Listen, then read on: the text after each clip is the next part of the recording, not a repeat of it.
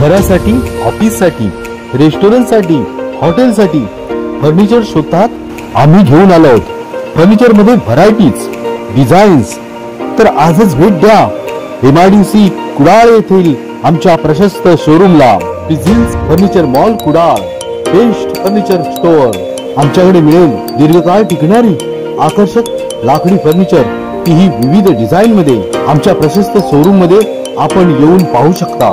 आपल्या टुमदार घरासाठी आकर्षक पद्धतीचे sofa set, bed, chairs, dining table, लाकडी पाळणा, तीही एकाच दालनामध्ये. विम्याची सोय, टिकाऊ आणि दर्जेदार, 10 वर्षांची वॉरंटी, घरपोच सुविधा आणि कुशल कामगार. आजच संपर्क साधा. Premium furniture mall, piece 50, MIDC Kudal, Sindhudurg. Mobile number 9605315715 आणि 9325108501. डिझेल परतावा हा मच्छीमारांसाठी आधार. प्रत्येक मच्छीमाराला 100% डिझेल परतावा देणार. मंत्री नितेश राणे यांची विधान परिषदेत माहिती. 147.78 कोटीची डिझेल परताव्यासाठी नव्याने केली तरतूद. आजपर्यंत सर्वाधिक जास्त डिझेल परतावा देणारे महायुती सरकार. मत्स्य शेतीला कृषीचा दर्जा दिला. शासन GR येत्या काही दिवसातच प्रसिद्ध होणार. जगाला हेवा वाटेल असे तारापोरवाला मत्स्यालय ॲक्वेरियम उभे करणार. शेतकऱ्याप्रमाणेच मत्स्य व्यवसायाला कृषीचा दर्जा देणारे महाराष्ट्र हे देशातील एकमेव राज्य आहे. मच्छीमारांना विमा सवलत, नुकसान भरपाई आणि 4% दराने शेतकऱ्याप्रमाणेच कर्ज उपलब्ध करून देण्यासाठी लवकरच शासन निर्णय जाहीर केला जाईल, असा विश्वास विधान परिषदेत मत्स्य व बंदरे विकास मंत्री नितेश राणे यांनी दिला. तर डिझेल परतावा हा मच्छीमारांसाठी एक आधार आहे आणि त्यामुळेच मच्छीमारांना 100% डिझेल परतावा आमच्या सरकारकडून दिला जाणार आहे, तसा निर्णय महायुती सरकारने घेतलेला आहे. आजपर्यंत कोणत्याही सरकारने मच्छीमारांना डिझेल परतावा दिलेला नाही. इतका जास्त डिझेल परतावा आमच्या सरकारने दिला आहे. 2024-25 साली 126 कोटी रुपयांचा डिझेल परतावा दिला, तर यावर्षी 28.48 कोटीचा डिझेल परतावा दिला आहे. एवढेच नाही तर 147.78 कोटींची तरतूद 2025-26 साठी करून ठेवलेली आहे, अशी माहिती विधान परिषदेत मंत्री नितेश राणे यांनी पुरवणी मागण्यांवर बोलताना दिली. आजपर्यंत राज्यातल्या कोणत्याही सरकारने मच्छीमारांना डिझेल परतावा दिलेला नाही.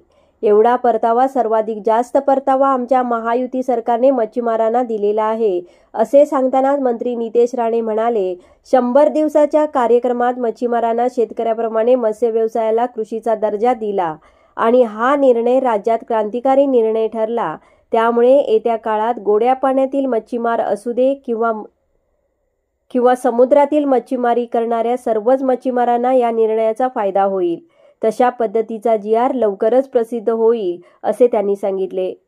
तारापूरवाला हे मत्स्यालय मुंबईतील सर्वांनाच माहिती आहे. मात्र या मत्स्यालयासाठी 350 कोटींची तरतूद करून हे आधुनिक पद्धतीने उभे करण्याचे काम आमचे सरकार करत आहे. जगातील प्रत्येक पर्यटक येथे पोहोचेल आणि सर्वांनाच हेवा वाटेल अशा पद्धतीचे ॲक्वेरियम आपण उभे करत असल्याचा विश्वासही यावेळी नामदार नितेश राणे यांनी दिला. सभापती महोदय, पुरवणी मागण्याअंतर्गत सभागृहाच्या सदस्यांनी मत्स्य व्यवसाय विभागाच्या अंतर्गत काही महत्त्वाच्या सूचना आणि मागण्या केलेल्या आहेत. त्याच्यामध्ये प्रामुख्याने सन्मान्य खडसे साहेबांनी गोड्या पाण्यातल्या मासेमारीला डिझेलची सबसिडी देणं अशी एक मागणी केलेली आहे.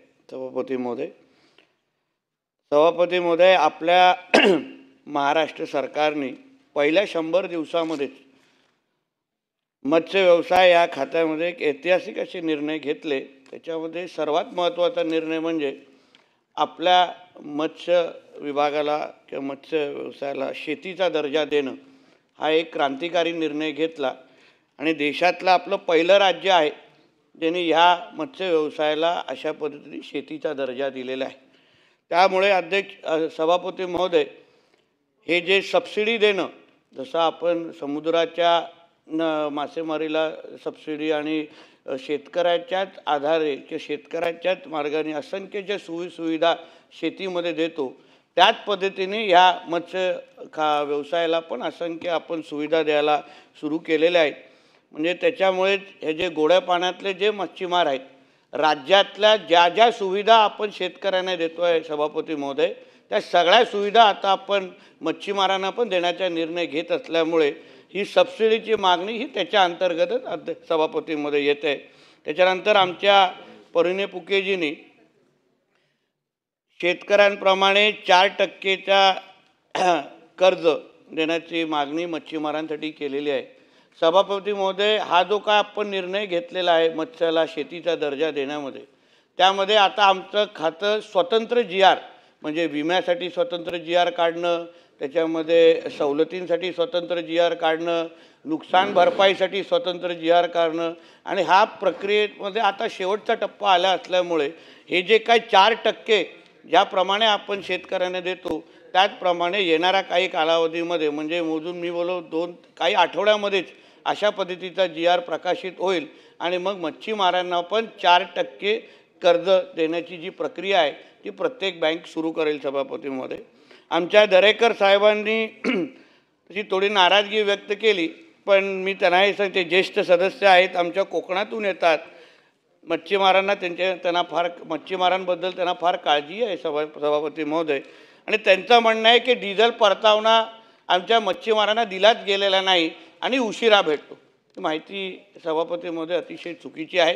मी पटलावर आपल्याला ही सगळी आकडे जे आमच्या डिपार्टमेंटनी आत्तापर्यंत जे डिझेल परतावण्याबद्दल आता जे काही मच्छीमारांना जो आधार दिलेला आहे, सभापती महोदय, डिझेल परतावना हा आमच्या मच्छीमारांसाठी अतिशय महत्त्वाचा विषय असतो.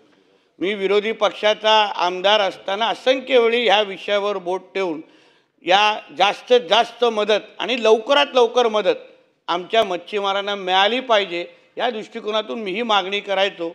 पण सभापती महोदय, मी आमचे प्रवीण दरेकर साहेब असो किंवा आपल्या माध्यमातून, आपल्या ह्या सभागृहाच्या माध्यमातून महाराष्ट्रातल्या सगळ्या मच्छीमार बांधवांना विश्वास देतो की आत्तापर्यंत डिझेल परतावण्यासंदर्भात कुठल्याच अगोदरच्या ज्या सरकारने मदत केली नाही, तशी आत्ताच्या आमच्या ह्या महायुतीच्या सरकारने डिझेल परतावण्यासंदर्भात म्हणजे आत्तापर्यंत 25-26 मध्ये मार्चपर्यंत सगळे डिझेल परतावण्याचे पैसे सभापती महोदय आपण दिलेले आहेत. 24-25 मध्ये 126 कोटी आपण वितरण केले. 25-26 मध्ये आत्तापर्यंत 28.48 कोटी अजूनपर्यंत मच्छीमारांना ह्या निमित्ताने आपण दिलेले आहे. आणि ह्या वर्षामध्ये म्हणजे 25-26 मध्ये 147.78 कोटीची तरतूद आपण केलेली आहे. म्हणजे ह्या बाबतीमध्ये मच्छीमारांनी चिंताच करू नये.